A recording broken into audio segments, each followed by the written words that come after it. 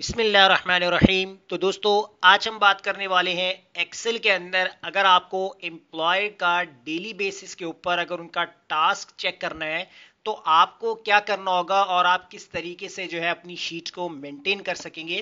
तो सबसे पहले आपके पास आपके एम्प्लॉयज़ का डाटा होगा कि आपके कंपनी के अंदर कितने एम्प्लॉयज़ जो है वो काम कर रहे हैं और आपने कितने एम्प्लॉयज़ को जो है वो टास्क दिया हुआ है। अब मेरे पास यहाँ पर 1 से लेकर 30 तक एम्प्लॉयज़ का डाटा है और यहाँ पर हमारे पास तमाम एम्प्लॉयज़ के नेम लिखे हुए हैं, उनके रीजन है और उनकी ब्रांड है और नंबर ऑफ सोल्ड्स है।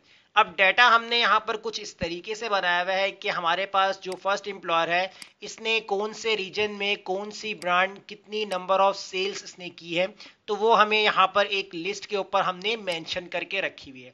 लेकिन अगर हमने स्पेसिफिक रिकॉर्ड निकाल के देख रहा हो कि कौन सा एम्प्लॉय कौन सी ब्रांड को कितनी सेल कर चुका है, तो वो हमें कैसे मालूम होगा। इसके लिए आपको करना क्या होगा, सबसे पहले आप अपने सेल्समैन यानी अपने एम्प्लॉयज़ की जो है एक लिस्ट जनरेट करेंगे।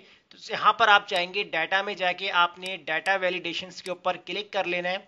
उसके बाद आपको यहाँ से चेंज करना है लिस्ट और सोर्स पे क्लिक करके आपने यहाँ पर क्लिक करना है सेल्समैन वाले सेल के ऊपर।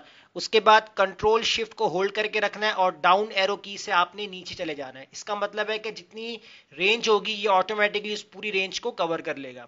उसके बाद आप इसको कर देंगे ओके। तो अब आप देख सकते हैं कि आपके पास जो है वो आपके तमाम एम्प्लॉयज़ की जो लिस्ट है वो तैयार। इसके बाद ब्रांड वाली लिस्ट के साथ भी ये काम होगा, आपने डाटा वैलिडेशन को क्लिक करना है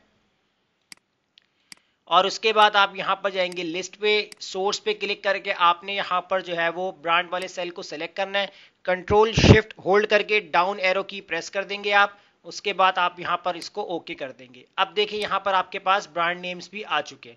अच्छा, अब देखिए यहाँ पर एक प्रॉब्लम आ रही होती है कि अब मैंने यहाँ पर जो है वो ब्रांड नेम की जो लिस्टिंग इस तरीके से बना ली है, लेकिन मेरे पास यहाँ ब्रांड नेम जो है बार बार एक जैसे रिपीट हो रहे हैं। सेल्समैन तो हमारे पास उनके नेम अलग अलग थे तो वो यहाँ पर आ चुके हैं, लेकिन ब्रांड नेम हमारे पास सेम है। तो इसके लिए हमें क्या करना होगा यहाँ पर, तो आप कैसे लिस्ट यहाँ पर बनाएंगे, तो आप क्या करें, फिलहाल हम यहाँ से जो है वो डाटा वैलिडेशन को क्लियर करते हैं।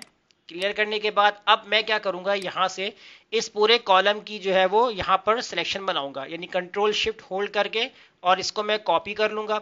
कॉपी करने के बाद यहाँ पर मैं पेस्ट कर दूंगा और कंट्रोल वी के साथ पेस्ट करने के बाद अब देखिए यहाँ पर मेरे पास जो है वो काफ़ी सारे नेम जो है वो रिपीट हो रहे हैं। मुझे यहाँ पर यूनिक नेम रखने यानी स्पेसिफिक नेम रखना है। तो इसके लिए मुझे क्या करना होगा, यहाँ पर आपने डाटा वैलिडेशन डाटा वाले टैब पे जाना है। यहाँ पर लिखा हुआ है रिमूव डुप्लीकेट्स, इसके ऊपर आप क्लिक कर देंगे और जिस कॉलम में आपने पेस्ट किया उस कॉलम को सेलेक्ट रखेंगे और यहाँ पर आप इसको कर देंगे ओके। तो जैसे ओके कर देंगे तो यहाँ मुझे बता रहा है कि 27 डुप्लीकेट्स है और 3 यूनिक वैल्यूज थी। अब उसके बाद आपको क्या करना है, दोबारा से ब्रांड वाले सेल के ऊपर सेलेक्ट करें, डाटा वैलिडेशन पे जाएं और यहाँ से आपने लिस्ट के ऊपर क्लिक करना है, सोर्स पे चेक लगाकर अब ये पूरी रेंज आप सेलेक्ट कर लें और ओके कर दें। अब देखिए यहाँ पर आपके पास यूनिक्स जो आपके पास जो लिस्ट थी वही आपके पास नेम आ रहे हैं।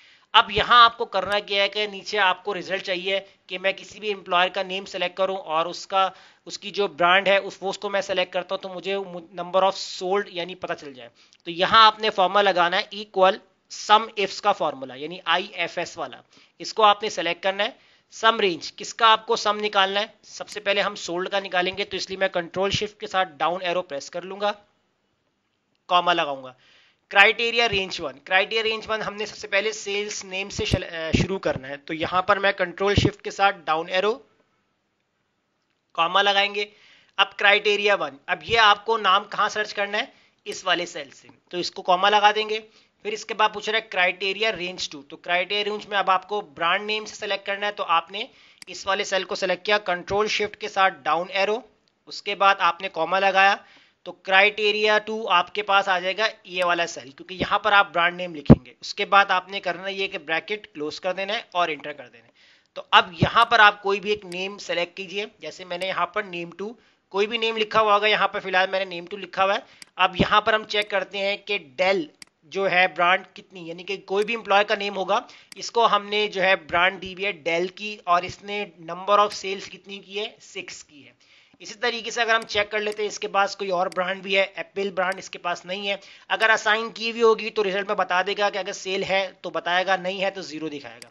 इस तरह अगर हम सैमसंग चेक करते हैं या इसके अलावा हम किसी और का नेम सेलेक्ट करते हैं नेम नंबर 13 और यहाँ से हम जो है वो चेंज करते हैं एप्पल।